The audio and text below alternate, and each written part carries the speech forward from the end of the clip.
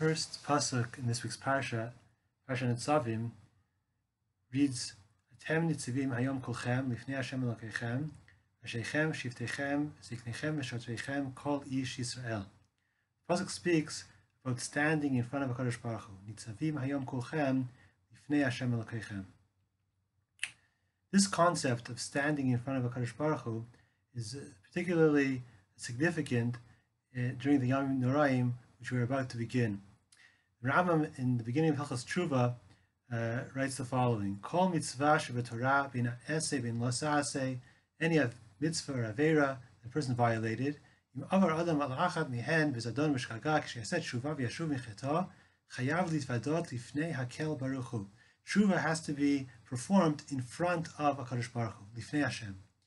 Soloveitchik pointed out that the reason why tshuva has to be performed in front of HaKadosh Baruch Hu is because the source of all Aveira is forgetting about HaKadosh Baruch Hu. As the Gemara tells us in Masechet Sota, Daf Gimel, Rish Lakish Amar, Ein Adam over Aveira Eleim Kei Nichnas Bo Ruach Shtut.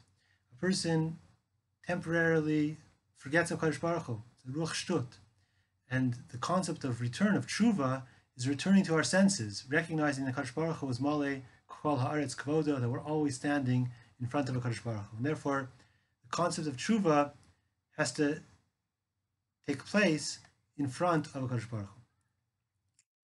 This idea of Amidah Lifnei Hashem has halachic significance in the world of tefillah. We daven 3 times a day, and the Rishonim define tefillah as standing in front of HaKadosh Baruch Hu, Amidah Lifnei Melech. For example, Rashi in Brachot of Chaf Hei Amud Aleph writes about tefillah tzarich shehu laharot atzmo k'omed lifnei melech. The way a person dresses, strictly speaking, you can say a bracha. If you're on the beach, you're not wearing a shirt, say a bracha. But you can't daven that way, because davening is amidah lifnei melech, and it's inappropriate to stand in front of HaKadosh Baruch Hu if you're not dressed appropriately. Likewise, a person drank a little liquor, a little wine, so you're allowed to bench.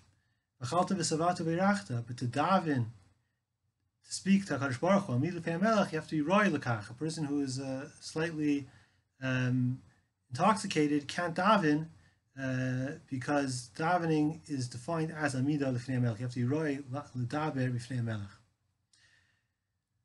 Rav Soloveitchik actually pointed out that there's actually a connection between vidui and tefillah, that we say our vidui in tefillah, because the Rambam tells us that tshuva has to be done lifnei Hashem. Chazal were metakein that the vidui is said during davening.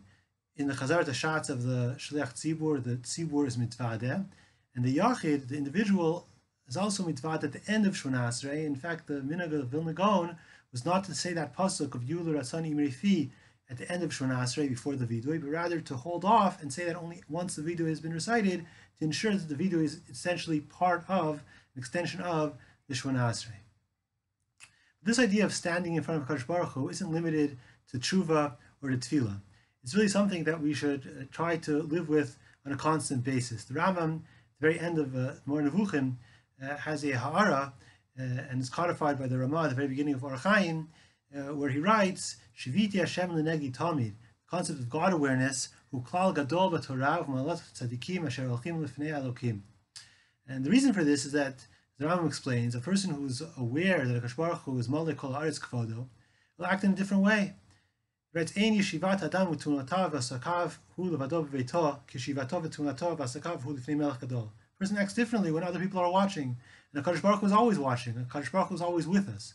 And therefore, being aware of HaKadosh Baruch Hu's presence will allow us, help us act appropriately.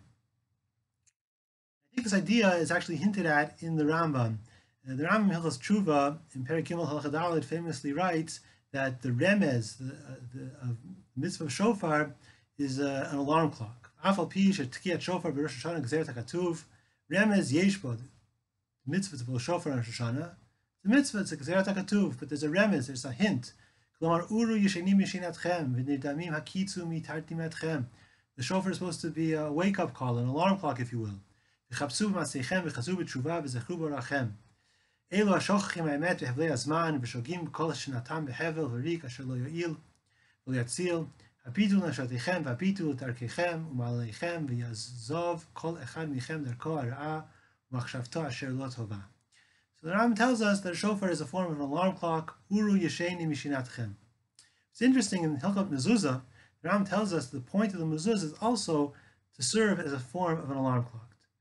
The Rambam writes, Perek Vav Halachiyud Gimel, Chayav Adam lahizaher b'mezuzah mifnei shechovat hakol tamid.